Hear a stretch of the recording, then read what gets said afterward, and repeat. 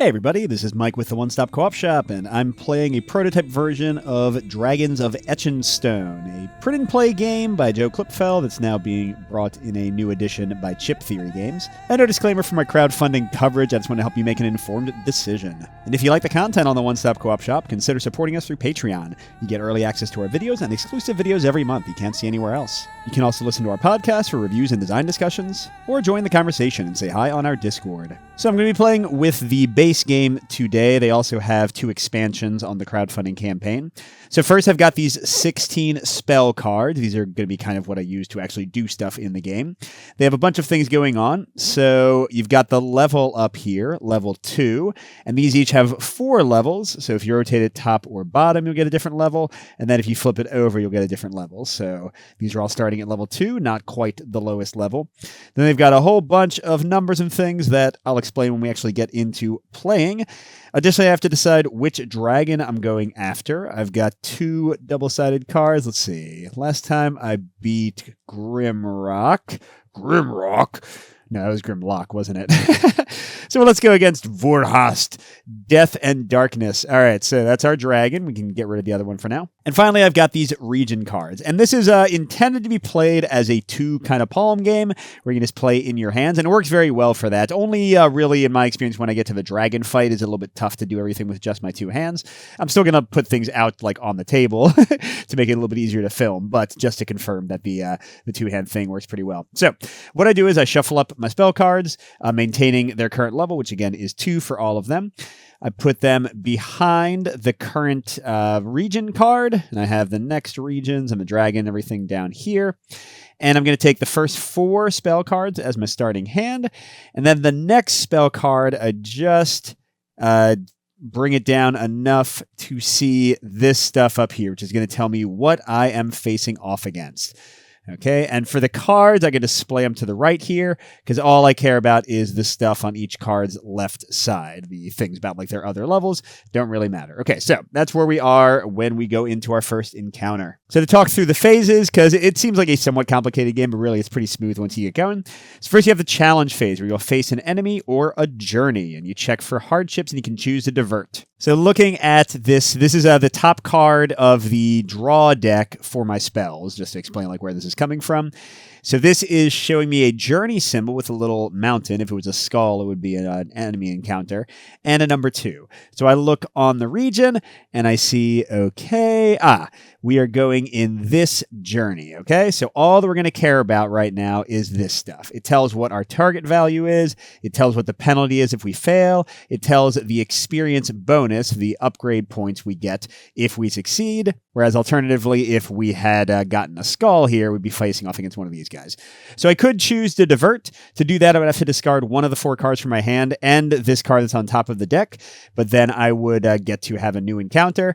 But that's a pretty costly thing because kind of the whole point of the game is you're going through these 4 regions and then fighting the dragon you selected at the beginning of the game. And you want to do as well as you can in the regions to level up your cards so that when you get to the dragon, you've got a deck full of like 3s and 4s and you can just blast them apart. And each region is finished when you fully go through your deck. So if you're like discarding cards and kind of fast tracking through your own deck, then you're taking away opportunities for you to level up. Okay, so let's go ahead and go into our journey. So what we're going to do is we're going to create an action set and face the encounter. Okay, so we've got these mage cards. And an action set is going to use 3 of the 4 cards, and the 4th card will be what's called a reserve card, which means it doesn't really do anything in most cases, and it's just being saved for a future turn. So first of all, the most important card is the actual card you're casting as a spell to get the majority of your points towards the goal. So here I need 8 movement, 8 boots. And the blue is not like a required thing, but basically if I cast a spell that is a blue movement spell, I'll get a bonus. So like if I cast Burning Bridges, I would have 3 movement. If I cast Fleet-Footed, I would have 5 movement. Whereas Sword of Light and Determined March, these little like fireball symbols are combat, so those would not help me to beat this one. I could still play this as my main spell card, but it would only give me 1 boot instead of the 5 or 7. Now notice that Determine March actually switches which type it is when you do an advanced spell. So how an advanced spell works is, in addition to the main spell card, let's see, here, this will work. So in addition to the main spell card, like Determine March, I'm also assigning an element card. And all that matters in that card, for journeys at least, is the color of it. So here I've got a purple going with this action. And if the color of the element matches the advanced color of the spell I'm casting, then I get the upgraded value. So here I would get 7 boots instead of 4. Well, actually, that wouldn't be boots. So here I would need to do this to be able to do it. So that'd be 7 out of 8. And then the third card in your action set is your bonus card, which will just give you this plus to your value. So here I would be 7 because it's purple, plus 2, that would be 9. And then the final card all the way on the left is the reserve. That's just getting saved for next time, because these 3 are going to get discarded, but the reserve gets saved. So yeah, I mean, that all seems pretty good. Although actually, let me switch the Sword of Light and the Burning Bridges to, there we go. I'll show you why that matters in a second. So I've cast Determine March with Burning Bridges helping me out. I'm at 9 movement total, and I needed to get to at least 8. So what happens if I don't get to these values? If my total had been 4 to 7, so at least half of what was needed, but not equal to the full value needed, then you get both the benefits. So I'm going to level up for 3 experience points in a second, and the negative. Time values means you have to discard that many cards off the top of your deck. So again, you're going through the region faster and getting to level up less quickly. If I was below half, so here if I had 0 to 3 points, then I suffer the penalty and don't get the bonus, which is clearly the worst. And if, as in this case, I got at least 8 straight up, then I get no negative and I still get the bonus. So that's what you want to do whenever possible. So I am taking 3 experience, and you'll see these values down here in the bottom left. That shows me how much it costs to level that up. And what you do is I'm going to level up Sword of Light. I go from level 2, boop, to level 3. And you'll see, by the way, that this is why I switch Burning Bridges to be my bonus card and Sword of Light to be my reserve, because now I've got a level 3 card to help me out against the next thing. So I often try to level up my reserve cards so that it'll make my next hand even easier. So the 3 cards I used all go behind the other region and dragon to kind of show when I've gone through my deck. And I draw back up to 4. And now I'm doing a fight, which has slightly different rules. So you'll kind of have seen how everything works. So I'm doing fight number 3. And here are my options, including my leveled up Sword of Light. Okay, so I'm fighting, what is that, like a ninja heron or something? So battles have some different statistics. So here's the amount of damage I need. It's basically the same as the boots, where if I get a full 9, I'll get a bonus without a penalty, in this case 5 experience. If I get a 5 to 8, I'll get hit but also get the experience. And if I got a 4 or less, I would just get hit and not get the experience. So that's pretty much the same. But the other thing, this is the initiative value. This is very Mage Knight-ish. If the card that I use for my element, remember the element was the card that like gave a color to potentially make your spell into an advanced spell. If that card used for the element has an initiative value that is higher or equal to their initiative, then nothing negative happens. But otherwise, they're going to hit me with a range attack, with an early attack, in addition to potentially hitting me if I, again, don't get to their 9 value with my attack. And the amount of damage they do is here. So this guy's going to do 2 blue damage, both if I don't get to at least 6 initiative, and if I don't reach 9 attack with my attacks. And this little 2 shield means that he's a little bit better at blocking blue damage.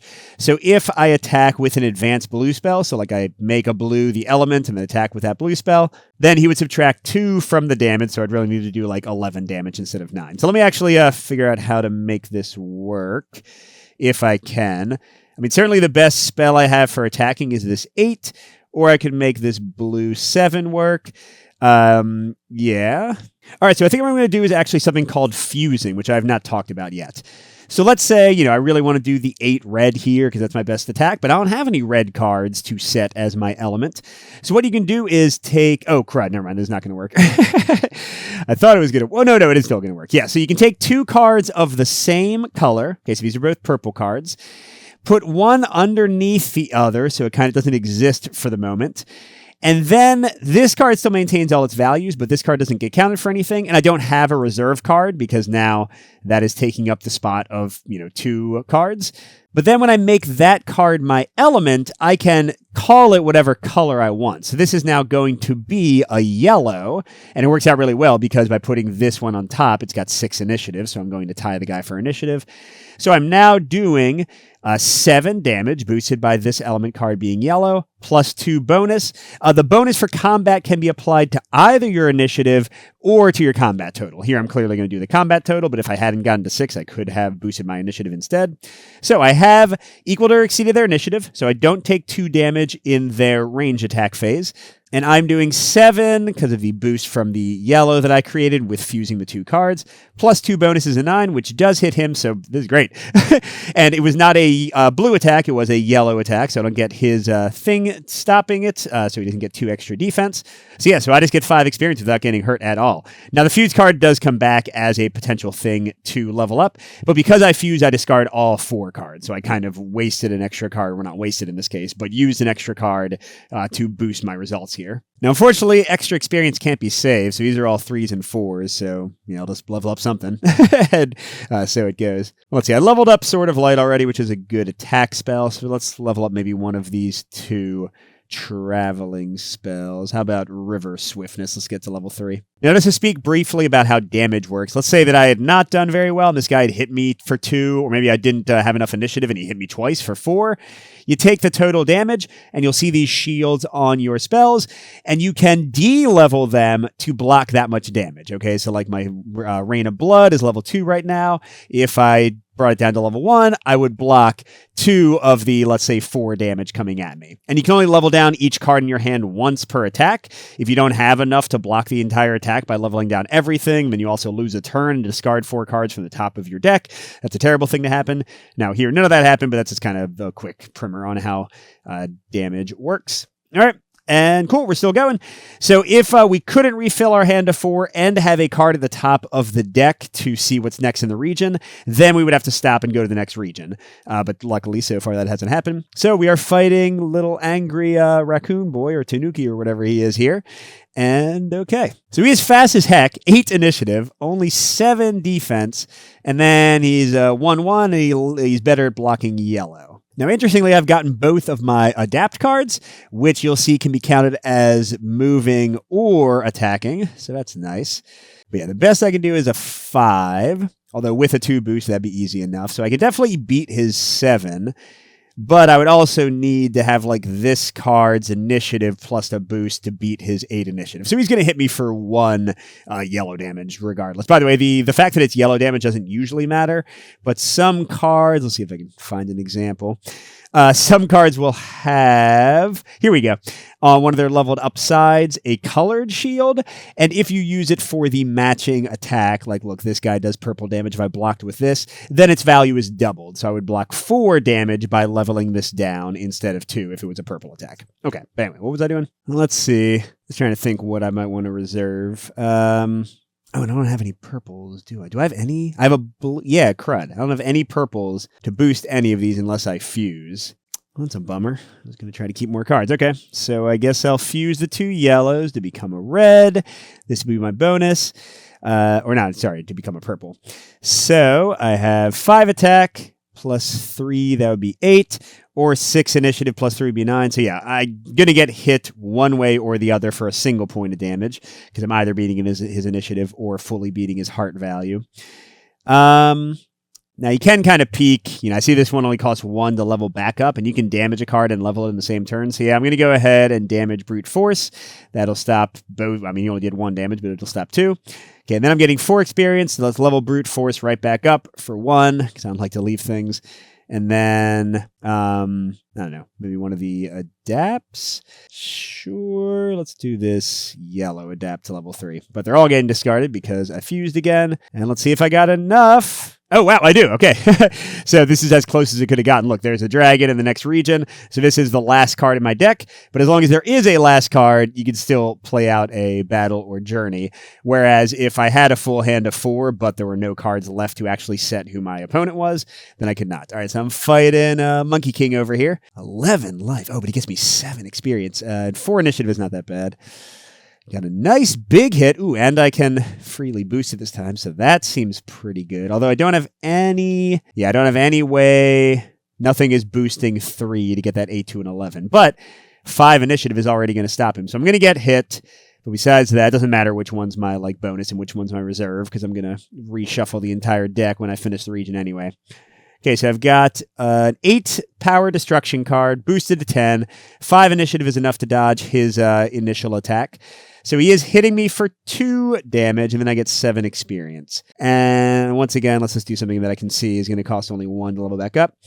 So 1 experience, and then, let's do both of these. I like this. Oh, wait, what am I doing? There we go. Both of these to 3.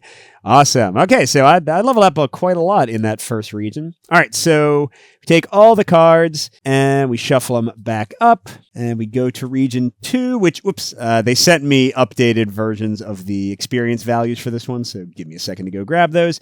But then we're going to draw a starting hand of 4, and get what our first encounter is, and be good to go. But yeah, let me just grab this fix XP values. Yeah, so it's supposed to be 4, 7, 5, 4.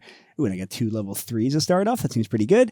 And we are indeed doing a journey, 4, 7, 5. Okay, so this would be a 5 experience one. Now, we're finally getting to some special symbols. You'll see sometimes the cards have symbols, or like the encounters have symbols inherent to them, or the card setting it up has one. So here it says a lightning bolt that says Storm. When you suffer time penalties, suffer equal damage.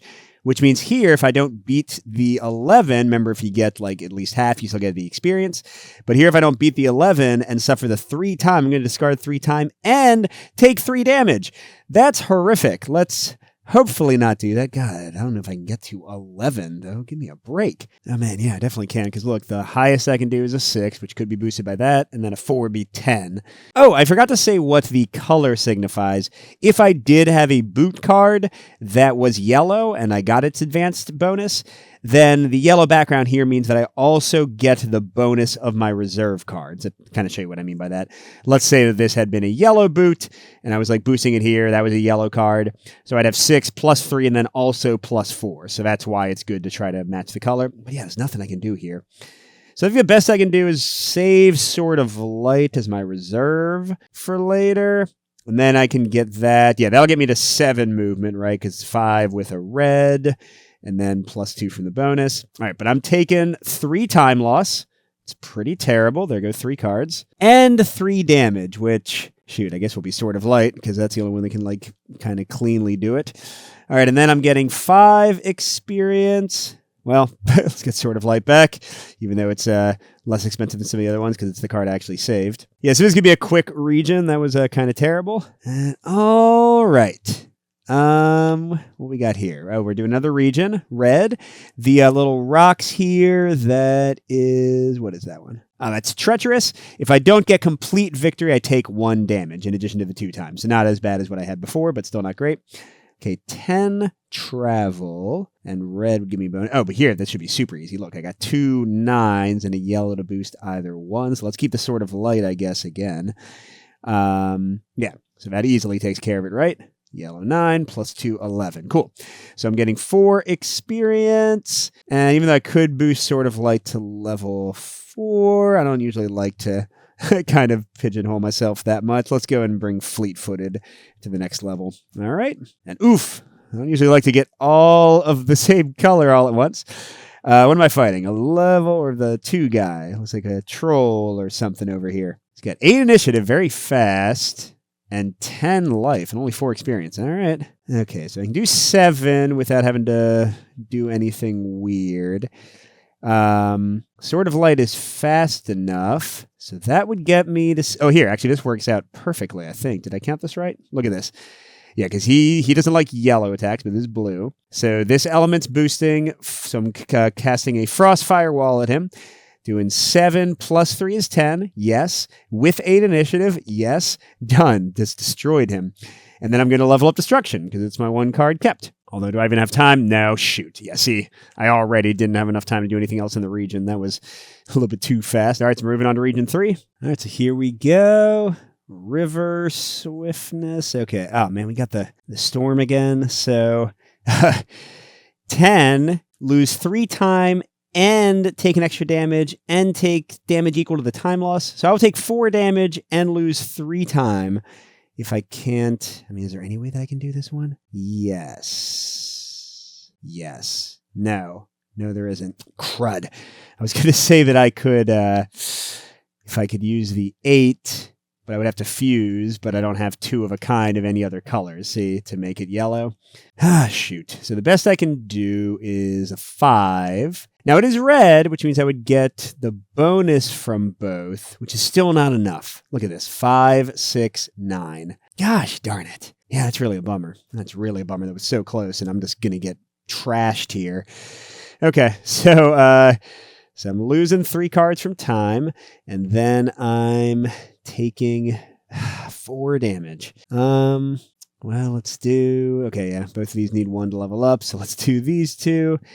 And then I have 5 experience at least. So let's level both of these back to 2 and then also get brute force. So, I mean, I did come out ahead. I got... Oh, and wait, brute force I keep. Yeah, don't discard that, Mike. But once again, I've lost like the equivalent of at least an entire encounter. God, another journey. Lots of journeying I'm doing. All right, this one is a 14. What the heck? And that says steep. Oh, I got to increase the journey's movement point requirement by my reserve cards boost. And these all... Oh, my gosh. Okay, cool. So the minimum would be 17. Although if I, which I might want to do, if I fuse, I won't have a reserve card, then I'll have to boost that. But there's no freaking way, right, for me? Gosh darn it. Well, yeah, I'm not going to fuse. I'm just going to do the 7. Oh, no, crud. There's no purples, so I do need to fuse even. Why? I've literally nothing that is a boot. All right. So let's say I'm fusing the 2 blues to be a purple. So that's 7. Plus 4 is 11, which is not enough. So I lose 2 more time. If I didn't have enough cards to discard, then I would take that much damage for whatever was left. But at least I don't get actual damage. And then I get 7 experience. So that part was good. Let's get Determined March. It's the only one that's not already level 3. And then maybe Brute Force. But then they're all discarded because I fused, and I can't imagine. Yep. Shoot. Look, I'm 1 card away from being able to have another encounter. So I'm already going on to Region 4. Things go fast when they're not going well. I mean, I should say not going well is relative. Like, I'm still surviving. If you play on the higher difficulties where you start with, like, low-leveled cards, then you might even, like, just die and have to lose cards. Because, yeah, if you down-level a level 1 card, then it's gone from your hand forever. Or gone from your deck, which is clearly terrible. Okay, what am I doing? In the Forest of Death. Okay, and I'm fighting boss level 2 with, what is that? Ambush.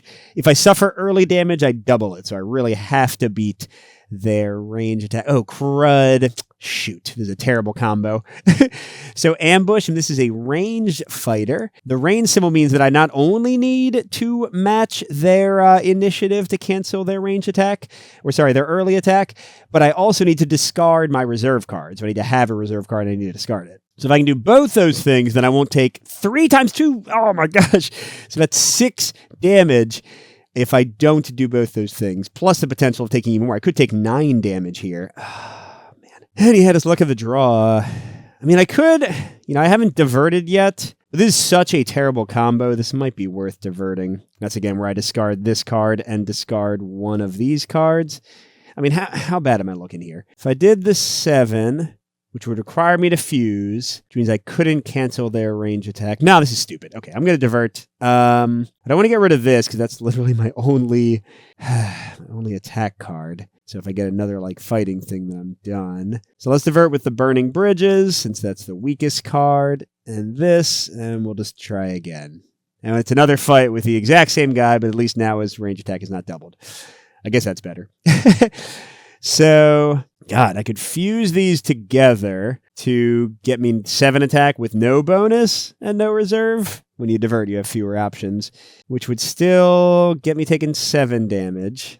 Well, in that case, I might as well not fuse. I can just have... it's all going to be kind of the same, right? Well, is there any way for me to not be hit? Oh, that's right. For his range attack to not hit me, I'd have to discard a thing. Shoot. So I could get to 8 attack and an element that doesn't help me at all with 4 plus 4, or plus 4 to 8 would be 12 initiative, but I don't have a reserve to discard. So I'm taking 6 damage. I mean, that's almost, I have some cards that can do it well. It's almost enough, but it's not. How much of these cost to level up? I don't know. It's on the other side, isn't it? Okay. Oh, now let's maybe down level those two. Okay. But then I did get to at least half his thing, so I get 5 experience. Got fleet-footed costs that much to level up. Let's get River Swiftness back. Okay. Pretty bad. Okay, but at least I get another... Gosh, stop. I don't want to fight this archer dude anymore. It's the same guy again. Maybe I can do better. Okay, this definitely seems better. I like the 10 here that I can immediately boost with that. And then that would get me to 8 initiative, which is not enough. So I would take 3 damage, but it's red, so I can use that 2 to stop it all, because it'd be doubled. Is that the best I can do? Yeah, I mean, if I can't beat their initiative anyway, then I'll switch these and keep adapt for later. Okay, so I have 6 initiative, which is not enough, so I'm taking 3 damage. But then I've got 10 attack, easily enough. I am going to level down Destruction. It's red defense, blocks the 3 fully. Then I've got 5 experience. I mean, Destruction was kind of nice, but now I guess let's get Adapt since it's going to be in my hand. Well, it's assuming that I have enough time. Oh, I do. I get 1 more encounter. Yay, and it's a journey. It's finally not attacking Archer Dude. Now, can I journey? The third one. It's a red 2-time. Okay. Yeah, I mean, the best I can do is 7. I don't have any like my big journeying cards here. So let's, I guess, do that. Oh, with +5. I didn't even see I had a +5. Oh, man. I leveled up Brute Force to level 4, did I? Okay. Well, then this works out great. Because, yeah, so the purple is boosting this to 7, +5 is 12. Boom.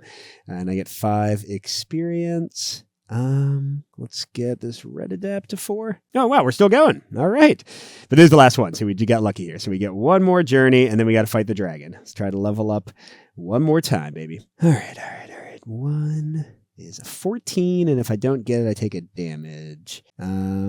Yeah, I see a 9. Or no, I see a 9 with a +5, but I can't use the +5 because to get to the 9, I'd have to use both reds to boost that. Yeah, there's no good way to make this happen, is there? All right, well, so it goes. We're about to reshuffle anyway, so sure, we'll boost it to the 9. +3 is 12. So we're taking 2 time. Whoops, there's only 1 card left, so that's 1 damage. We're taking another damage for not fully finishing it, so we're taking 2 damage overall. So I guess I'll damage the fleet-footed, because that's going to be the cheapest. And then I get 7 experience. Let's bring fleet-footed back for 2. And then, I don't know, let's make Sword of Light level 4. All right. And that's it. We go into the dragon fight. All right, so now we got to go into the final battle against Vorhast.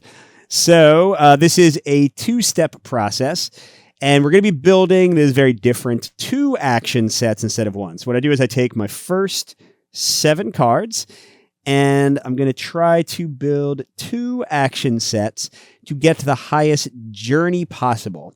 The total of both action sets, and it's a yellow journey, by the way, is going to determine how many cards I have to discard from the top of my deck. So with the 17, I have to discard 4, 21 would be 3, 25 would be 2. Just give me more options for my combat if I don't have to discard too many. So let's see. Okay, we got a yellow. That's good. And we got a yellow to boost it with. And then, we got another yellow. Now you can fuse 1. Oh, here we go. We got a 9 blue. And let's see, I want to keep that +5. That's pretty awesome. So then, I'll make that a bonus. And then I'll make that a bonus in reserve. All right, so because the yellow matches, I get the reserve from my, the bonus from my reserve as well. So 9, 11, 13, 22, 27. Boom. All right, it's cool. I only have to discard, so these are gone. I have to discard 2 more cards off the top of my deck. And then whatever's left is what we fight with. And now what happens is we make, again, 2 action sets. We're trying to do as much damage as possible. However much damage we do is how much this guy hits us back with. And then we have to level down and take damage on our cards. And if we can survive, then we win. So if I can do 29 damage, I'll have to take 13 damage back. 21 would be 20 damage back. 16 would be 23 damage back. And he is blocking a ton if I attack him with yellow, and a little bit if I attack him with red. And if my initiative, the total from both action sets is not 13 or more, I also take 8 extra damage. All right, but this seems like it should be doable, right? I mean, that's a big one. 10. I'm looking for, it's a 9, 8. Okay, so 9 and 10 are my highest value ones. Then I want high initiative too. I mean, that's the best initiative. Yeah, so I might... here we go. So that would get that to 10 and give me 6 initiative. That's pretty dang good. And then do I have a high initiative purple? I mean, it could go like that. And then, God, why are these? I think all my best cards already went by. Oh my gosh, that's a +5. So forget. Here, let's use this purple instead. Okay, so then I could do like that and like that. And that's my reserve. So how's that actually looking? Gets us to 10. Well, so initiative first. 6, 9. So if I use the +5, then that would be 14 initiative, but then I'm not getting it for the attack. But then 9, 19, 21 attack. Okay, that's not too bad. It gets us right to this level. Oh, we didn't attack with yellow, did we? We did attack with yellow. Crud. So let's change things up a bit. What if, I mean, Sword of Light's initiative is great. So what if these are two, these are two blues. Let's say I fuse those to make that a red. He does have 1 defense from red, but so it goes. And that's a bonus. Okay. So now my initiative is 10, 13, so I don't have to use anything else for it. I've got 8 -1 because he's blocking red, 7, 9, 18, 23. So that was actually better. Hey, good job. Okay, so I'm still taking 20 damage, yellow damage. So if anything is yellow, which it isn't, this is going to be close because I didn't get my best cards. So that's 3, 6, 8, 10, 12, 16, 17. Nope, I did not survive his counterattack. Because I didn't get any of, it is a lot of the luck of the draw. I didn't get my my best like defensive cards. They're over here. Like look, there's a 4, a 5. Now I could have when you initially see what cards you've drawn, if like you get like a lot of combat focused ones, you can I think you get rid of 1 card and then you get to draw some replacement cards. So I could have done that. But yeah, it's a bummer that I didn't quite finish this guy off. But that's Dragons of Etchinstone. So what do I think? On the positive side, I played this one a whole bunch. It is very quick to play. It does totally work for the dual-handing things. I was like just playing it sitting in a chair, playing it in bed. Like it's very easy to play wherever you need to play it. It definitely gives sort of Mage Knight-ish light feeling, both in theme and like adventure and also in the sort of number crunching of the combat and the journeys to make things work out for you. It's fun to level things up. And so I think it's like a fun, easy experience, especially with like only 18 cards. It's very impressive what Joe's managed to do here. Now, on the negative side of things, at least with what I've played, it does get pretty samey. It makes sense. It's only 18 cards. But, you do see different like enemies each time. You do see different combinations of abilities. But what you are actually doing, the kind of calculations you're doing in your head, how you're leveling up, I find that is very similar each time. The dragons, have different values, but they don't really change much in terms of how the actual gameplay goes. Now, the expansions... This is, they sent me like some early stuff. It has new like regions, new dragons, and then it's got cards for specific characters that replace some cards from your deck. Again, sort of Mage Knight-ish. That seems like it could be cool. And then the Siege expansion seems, that one I've not looked at all. They didn't send that to me, but that one seems to like drastically change the gameplay quite a bit. So that seems like it would be better for like actually varying things up. But yeah, so the game can maybe get a little bit repetitive, but what do you expect for an 18-card game? Now, the other negative, which I'm sure you saw on the play, is that there's a lot of luck here. Sometimes you'll just like draw all journey cards, but you're fighting an enemy. You'll draw all fighting cards, but you're supposed to go on a journey.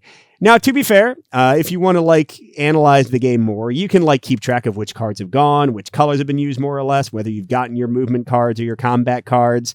So you could theoretically kind of strategize more and lower the ways that bad luck can mess you up.